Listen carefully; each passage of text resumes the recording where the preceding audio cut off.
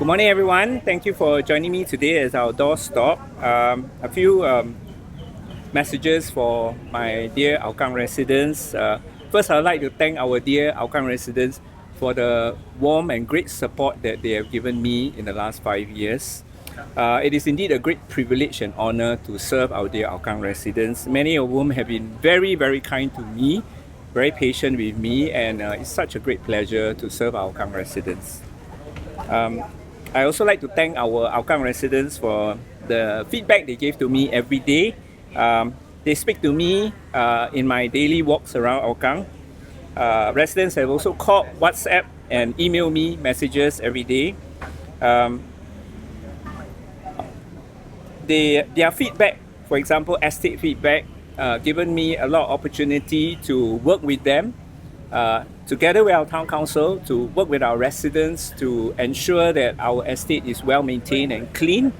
Of course, it is a work in progress. I always tell our town council staff we must continue to work hard and not drop the ball. But I thank our residents for always communicating with me, frequently directly, in addition to messages to the town council. So I hope we can continue to do this if I'm re-elected.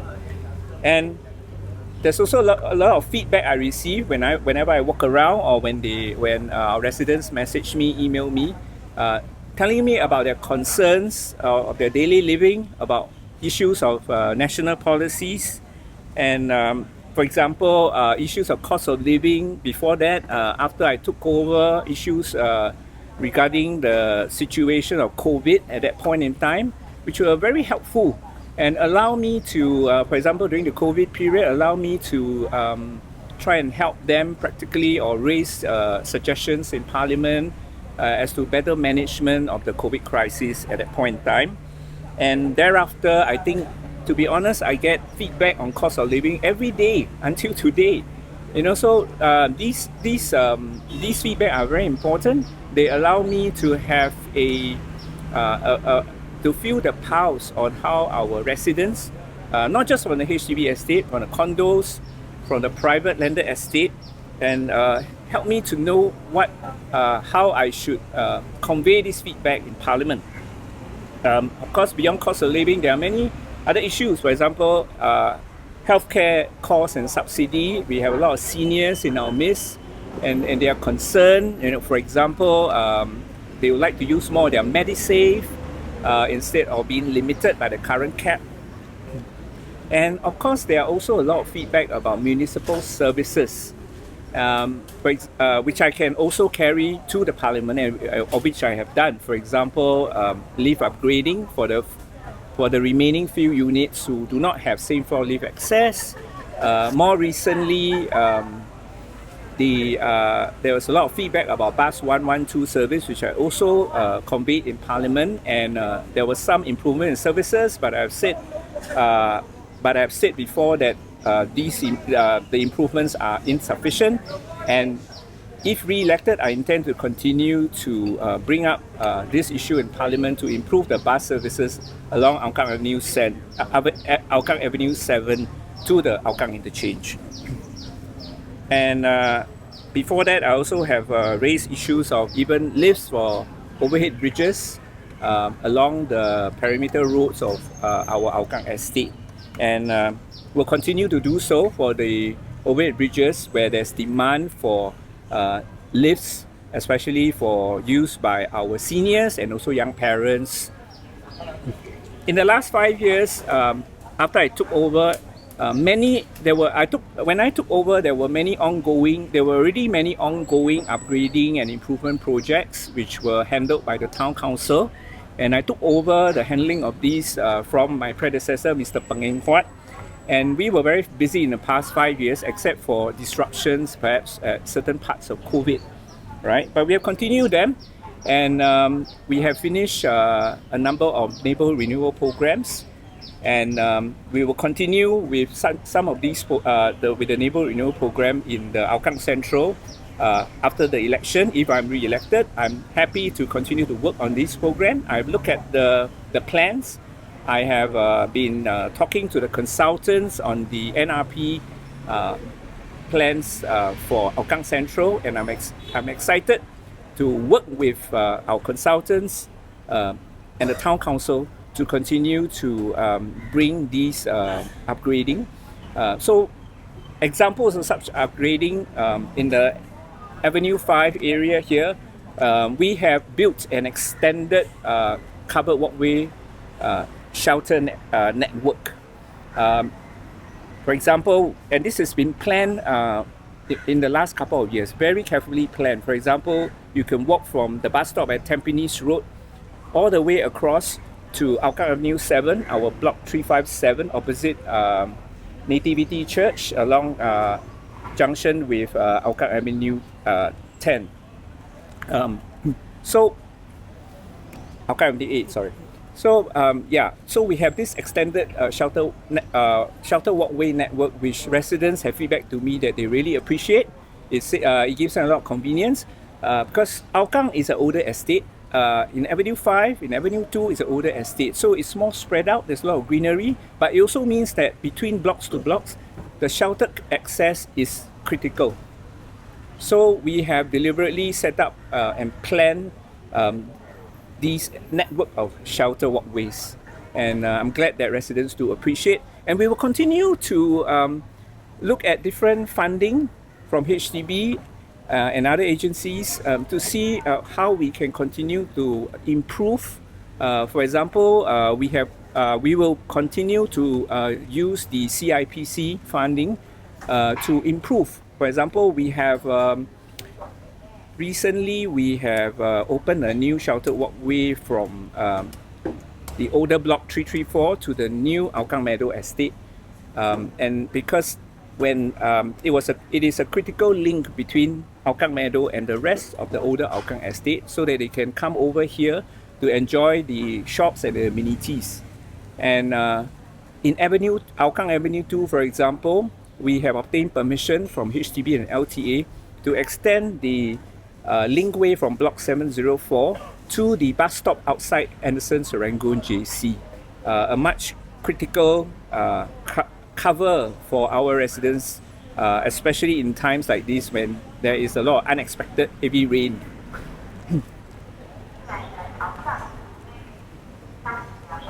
So we will continue to work on our newer plans for our Hougang estate, and I hope to be re-elected so that I can continue to work with the town council and our consultants and contractors to continue to improve Hougang and make Hougang a better place for all our residents.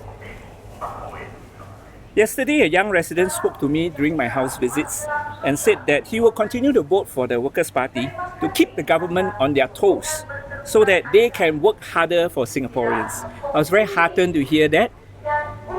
Another resident said to me 2 days ago that Hougang must always remain the beacon of democracy in Singapore. Sorry, can I hold because sound? Yeah, it's gonna drown out yourself. Yeah, we hold for like until this vehicle passes and the sound really fades away. So sorry, I'm sure your audio also. So you might want to start from a paragraph before that. Okay. Right. Thank you. Oh, it's turning in. It's very convenient. Oh no, it's elections. Is it okay, the background? It's going to be a while though. Yeah, no, I think it turns in. It'll be better lah. Okay, so I'm going to repeat this. Okay, take 5. Take 5. Yeah. Sorry about it. Once it crosses the gantry, it'll be okay. It's fine. Yeah. Now? Our own vehicles coming. So much noise. That one. Correct. Correct background. Sound like, I don't want his voice to be drowned out by sound. And let them go past. Yeah, that's our pre-ambulating vehicle. Yeah, it's a manja. And they're also turning into the same car park, I think. Yes. Oh, There we go. They might be meeting inside there for a cup of coffee lah. A lot of them knew each other, our volunteers and the volunteers from the other side. Yeah.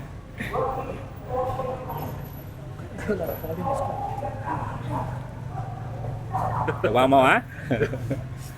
Okay. No, gonna wait until it goes. yeah. Actually, I just have a little short, a short extract left.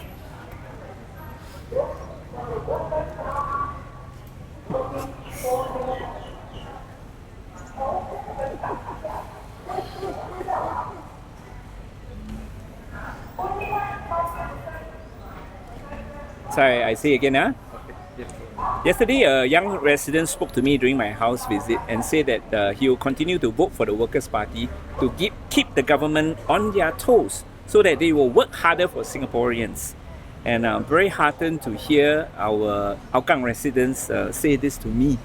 Right? I will imagine that it is I who is trying to tell them that we should keep the government working, keep the government on their toes. Another resident said to me 2 days ago that Hougang must always remain the beacon of democracy in Singapore. So many Hougang residents understand the need for alternate voices and for balanced parliament. The Workers' Party, our past Workers' Party MPs and myself are privileged to have served Hougang residents since 1991. And I hope that Hougang residents can continue to give us their strong support for us to serve another 5 years and to speak up for them in Parliament. Thank you. Hi, good morning, Dennis. Morning. I've been here for the past 5 years. So, with us, what do you feel about, the sense on the ground for the past 5 years, and how do you feel about your opponent this time round? Because traditionally Hougang has been a stronghold for WP, and this time round, they have sent somebody that challenged you this time. What do you feel about that? Sure.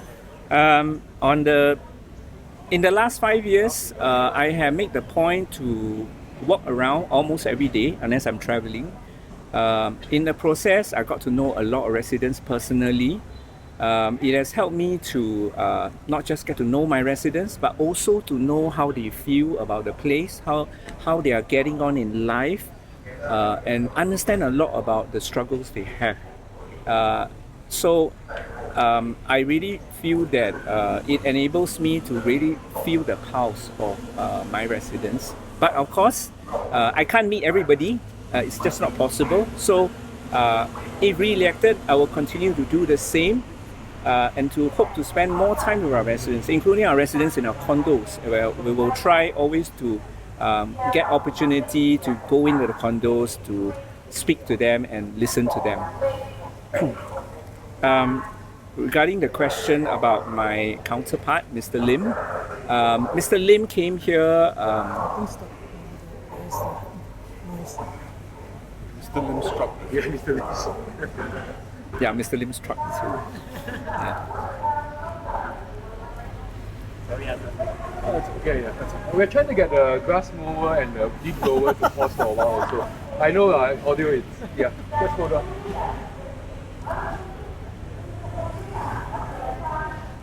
It shows people are working.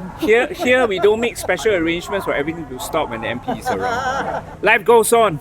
Yeah, I'm just part of it. That's all.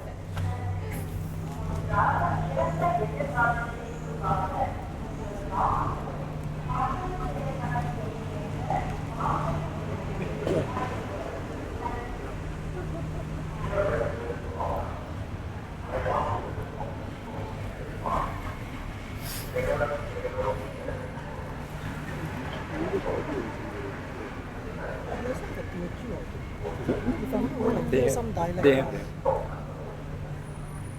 Oh, see, now they're stopping. Oh, crossing.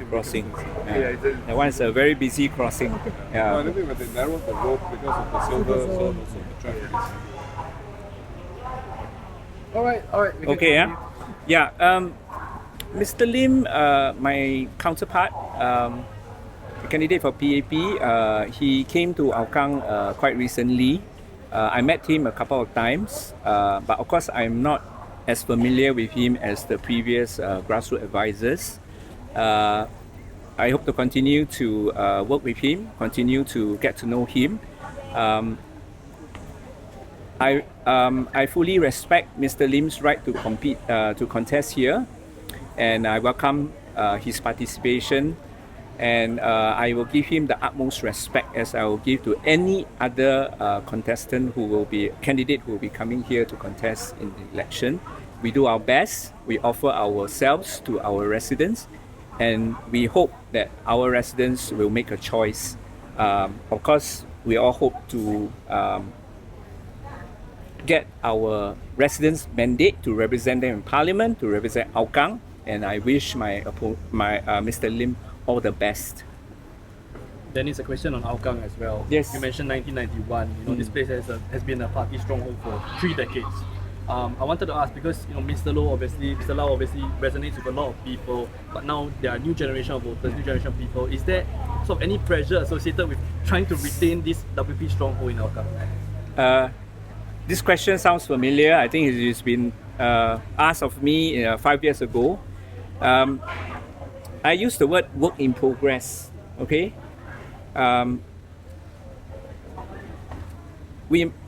What I've done in the past 5 years is to walk the ground almost every day whenever I'm around if I'm not traveling. And I hope that by walking the ground, getting to know more our residents, understand their concern, I can better represent their voices in Parliament. And there is no rest. I need to continue to do this as long as I am their representative, right? We can't rest on our laurels just because Mr. Lau won it in 1991 and was the MP for 20 years. And just because he and Mr. Peng, my dear predecessors, have done a good job in Hougang. We continue to do our best, and like what I always tell my town council estate staff in Hougang, right? Good, better, best, never let it rest. You just keep doing your best, okay? We can never be perfect, but what we try to do is we try to help our residents, whether it's a feedback or it's an assistance that they need, we try our best, right? That's what I aim to do, and that's what my team, my town council team, and my volunteers continue to aim to do in Hougang. So for Hougang, right, there are many elderly residents who have been supporting Mr. Lau since 1991. So are you doing anything to reach the younger voters? Yes, every voter is important, from very young to very old. I know in an estate like this, in a constituency like this, questions from the media always focus on the seniors. But yes, every age group has its concerns. So I always welcome, I always try to talk to every resident of every age group, right down to the kids, right? Their voice, they have a voice too, right? So I try to communicate with everybody to understand their concern. And frequently during house visit, for example, you press the doorbell and then a young man comes up. He could be in his late teens or early 20s. The first thing they always do is, Pa, the MP is here, right? And then I always say, 等一下, wait, can I speak to you? Because he's also my resident, right? He has his concern, whether as a student or as a young working adult, right? So I use this as an example, right? To tell you that I will continue. I have tried and I will continue to try even harder to reach out to all our residents. There are people always say that talk about residents have been living here for many years, but actually all these years, every year, every month, there are residents moving in and out, right? So the profile has been quietly changing. So the challenge for me and for my Workers' Party team here is to continue to reach out to new residents, right? Know them, understand their concern, hope to get their support. Very important, okay? If I am short, I have run short, I have fallen short in this regard, I will continue to try harder if I'm given another chance to be the MP in Hougang. And for the young people, for people in the residents in the condos, in the private estate, where I can visit, I'll try to visit. For those that I may not have met you in my visits to your condo, if your condo permit me to enter, please do talk to me when you see me around in Hougang. In Hougang Mall, a lot of people will come and talk to me when I'm eating or when I'm, doing a bit of groceries. Please come and see me, okay? Come and say hi to me. Continue to do that, right? Because timing may not always be right. I may not catch many of you. Maybe I'm too ambitious to try to know as many residents as possible, but that's my endeavor, right? And for those whom I'm not met or at any time, send me an email, right? Let me know your concern, right? Send me an email, make an appointment with me. I will come and see you, all right? Thank you. So questions. Sorry? I have a question. For me? There's one for you and one for Sure. Mr. Pritam. So the question to you is, your party has been repeating the call to establishment of official poverty line. So official poverty line. Yes. So when are you proposing to establish this, and what are the strategies that you have to, make it happen? So this was put out, I believe, by my colleague Mr. Faisal Manab many years ago. The government had a response. We don't find the response satisfactory. We believe that there is value in having that line, and the bird agrees with me. And this is something that we will continue to advance in Parliament. Mr. Singh, I have two questions for you, Yes. Sam from Channel 8. Yeah, sure. One is from SM Lee's reporter this morning. The point that you make, losing key ministers will not weaken PAP's ability Yes. to govern. And he described this as It's a ridiculous argument. Yes, Yeah, I that's got right. that. And also, my second question is on PM's lunchtime rally yesterday. He said opposition only wants more seats in the parliament, but not more responsibilities. What are your responses? Well, I welcome him to give us more responsibility. He can have us on committees, we can make our contribution. If you remember, I believe it was 1959 when the state emblems and the flag was being determined. It was an all-party committee in Parliament that contributed to how the Singapore flag would look like. So there's nothing stopping the government from reaching out. And we welcome that, because if we want to work in the interests of all Singaporeans, then that is one way to do it. And insofar as Senior Minister Lee's comments this morning, look, I expect him to say that. I mean, he's not going to say, don't worry, I've got Gan Kim Yong, but I also have a lot of other ministers who can, lead Singapore. He wants to stump for all his candidates, and I respect that, I understand that. But if Singaporeans do that, we won't have a balanced parliament. So I make the arguments which I believe are important for Singaporeans to consider. I have repeatedly said it's not even 1/3 of parliament that's being contested. But what you would notice is the slate of candidates that the Workers' Party has put forward are very strong individuals. I think Party Chair Sylvia Lim mentioned it yesterday. It's the strongest slate we've ever been able to put out. And I think these people will represent their constituents, voters faithfully in Parliament. And I urge Singaporeans to vote in favour of a more balanced political system. I think he also mentioned something about development in Aljunied, about the street went missing for 2 years and it wasn't replaced. What's your thought on that, about this whole development plan? I'm a bit surprised to hear that from the senior minister. But the beauty of CIPC funding is this.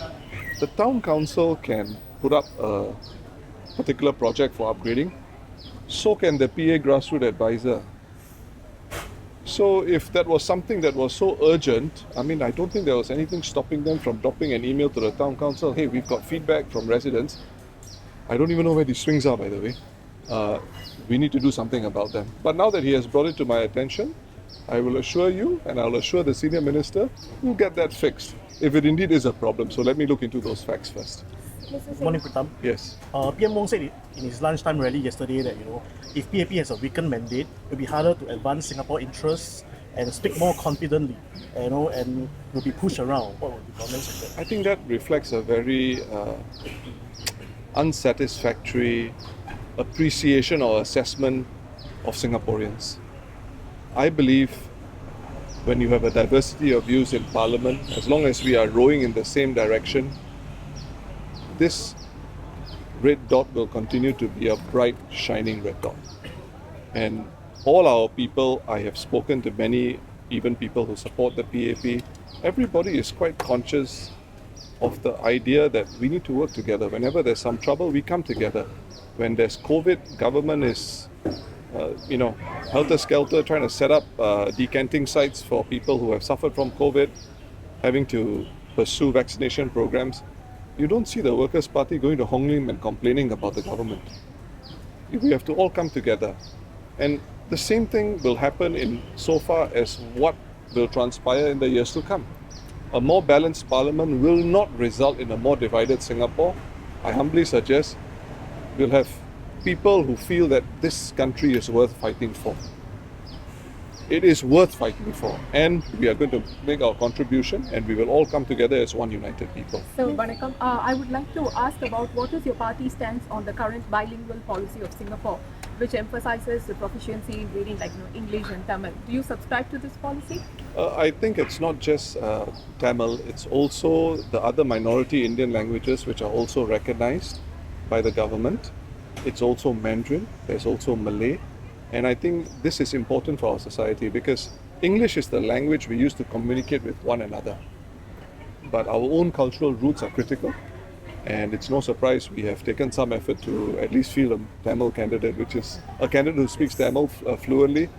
Not the easiest thing to find also. Numbers are small, but we did our best, and I'm very glad Paris is on our team. But in terms of the policy, I know it's difficult for some children in school. I appreciate that. And I think there have been measures taken to have languages at different levels depending on how fast people can catch up. But I would suggest that bilingualism cannot just be a function of what we do in schools. I think we have to continue keeping it going through the course of our working lives and the course of our adult lives. And sometimes you may think, oh, I wasn't good in Mandarin when I was young, I wasn't good in Punjabi when I was young, or Malay when I was young. There's opportunities to continue working at it through the whole course of life. And I think one of the beauties of living in a multiracial country is these are such important features of who we are as a people. And I think what each of us need to understand is, as much as I am proud of my language and culture, I must respect the fact that the person on my left and right is equally proud of their language and culture, and we should respect that. Mr. Singh, Yes, Afifah. what do you make of the rhetoric from the KP's senior leaders doubling down on the messaging that more opposition weakens Singapore? I can understand why they have to double down on it, because our message is directly in contradiction with their message. But this is the nature of politics. They put forward their message, we put forward our message. I think the senior minister put it well when he tried to compare the number of questions on a particular issue. The fact is the opposition presence, or the Workers' Party presence in particular, is very small. And I think we have space as a society to welcome more diversity into Parliament, and the Workers' Party will do its best to do right by Singaporeans. Hi. Because I understand that WP has always framed themselves as like a loyal opposition. Yes. And I think Mr. Doorstop has previously mentioned, like I think 2 days before, that there's no such thing as a loyal opposition forever, and then there's always has to be like a win and a loser, such like okay. now or Right. just get your comments on that issue. I think that's not too complicated a question to answer. I have made it quite clear when I took over as Secretary General of the party in 2018 that the party must aim to have 1/3 of Parliament in opposition hands. And we continue working towards that goal. It's not a question of winning or losing, but maybe the senior minister, the ESM Go, was talking about it in the context of who forms government.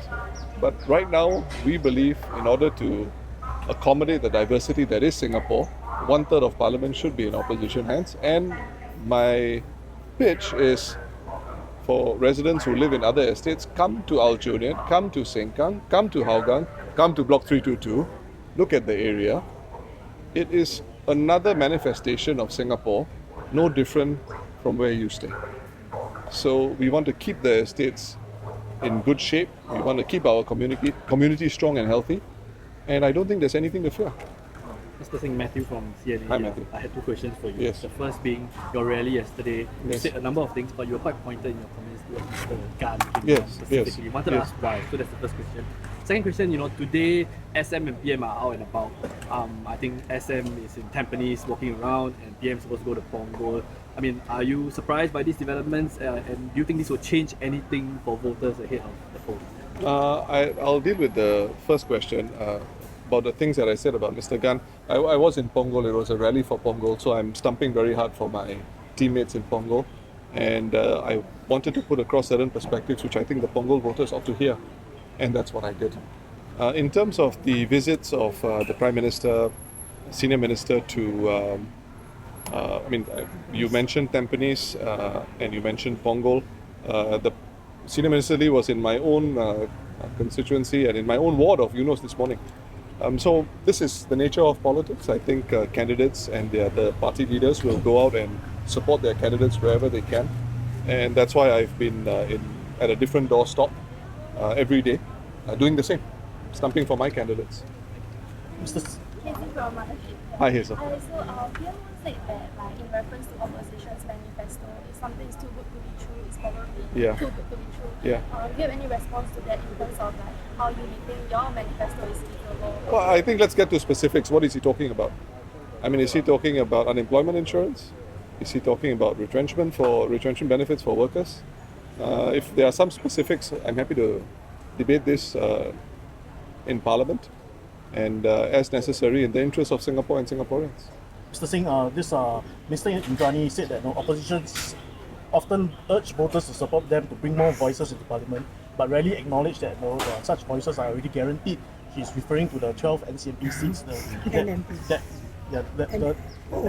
12 NCMP seats that was put forth by BAP itself as the leader of opposition. Yes. Well, I mean, look, let's be very clear. The NCMPs have no voters, have no residents that they can solicit feedback from. They don't have an office under a block in the constituency where they have worked at. And essentially, this is where the PAP wants to keep the opposition. They don't want elected opposition MPs, and I know why. Because only an elected opposition MP can pressure and push the government. An NCMP, they were a function of what had transpired after certain important political changes that happened in Singapore in 1988. At that point, there was a cacophony of voices who wanted more opposition in Parliament, and I think it was almost like a checking mechanism to make sure the momentum was slowed down. But make no mistake about it, you need elected opposition MPs in Parliament. If you want them to speak up faithfully and to be connected to the ground, rooted to the ground, they have to be elected into Parliament. Mr. Singh, SM Lee is in Tampines, and he just gave a doorstop where he said it's regrettable that instead of this being an election which is about issues and future of Singapore, it is from some quarters becoming personal attacks on people, running down on people, dismissing people, sneering at people, and just not just showing that we are trying to go for the person instead of the issue and instead of interest of Singaporeans. Your response? I'm not sure what he's talking about. I'm really not sure what he's talking about. I mean, I think Singaporean voters are sophisticated, and I think if a candidate tries to behave in the manner described by the senior minister, may be in for a rude shock at the polls. I think our people are very sophisticated, a lot more sophisticated than we give them credit for, and I trust in the good conscience and spirit of our Singaporean voters. I have a lot of faith in them. You want to ask a question? Yeah. On NCMPs, so is it your party's goal to make sure that we won't need any NCMPs? Of course, if you have more than 12 MPs, you don't need NCMPs.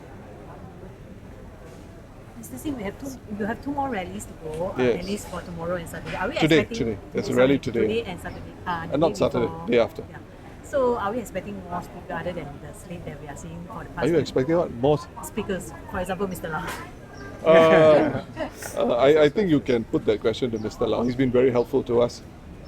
He's been supporting our candidates in different constituencies. But I respect his agency.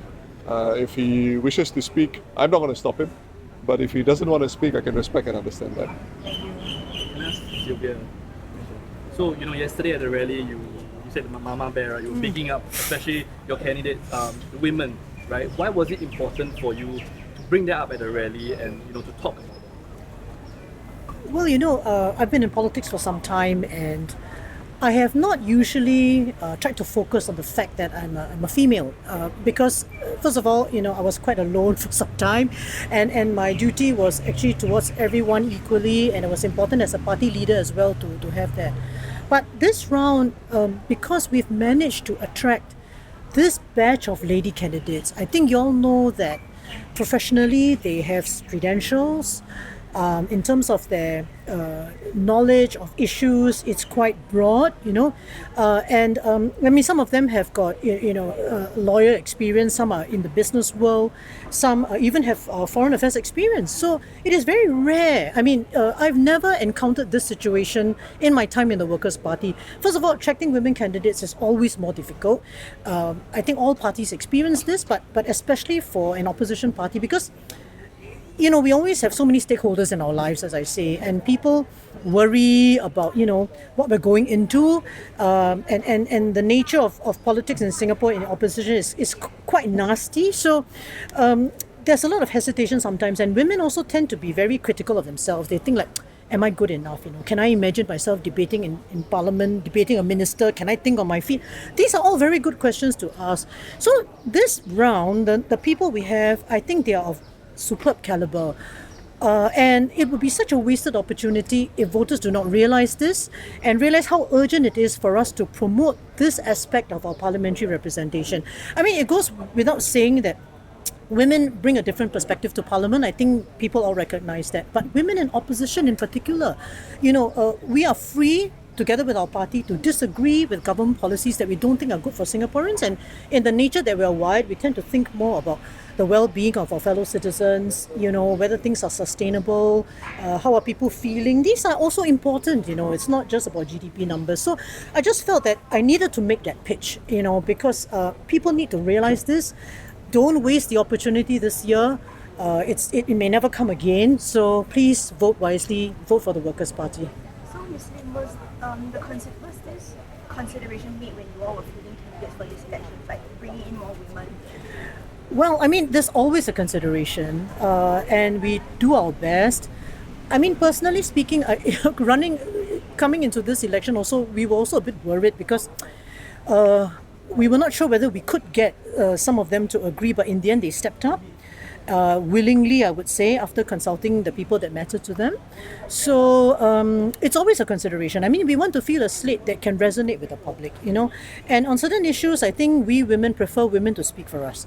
Because I think we know that certain things, men, they may be trying their best, but it comes differently when it's from a woman because we experience these things ourselves, so it's always a consideration and it's always a difficult task. So that's why I felt this round, let's not waste it. Voters, please come on board with us on this.